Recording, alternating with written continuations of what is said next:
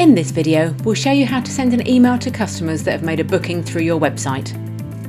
First, make sure you are logged in as an administrator. From your main navigation, select Reports and then Bookings. By default, your bookings report will show you the latest event that you have bookings for.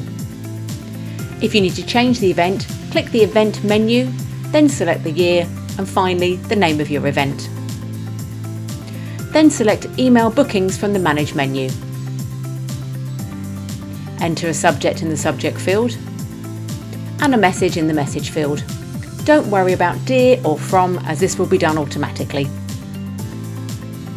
If this is a marketing email, please check the Marketing Email checkbox.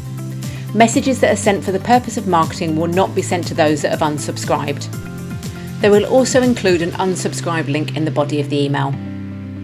You also have the option to include 2 attachments to be sent with the email. If you want to add an attachment, click the Browse button to search for your file on your local device. Then click the Send Email button to send the email to your customers. And that's it, you have now successfully sent an email to customers that have made a booking. Head to our other tutorials and FAQs for any further guidance you require, from setting up events to holding a raffle. Thanks for watching.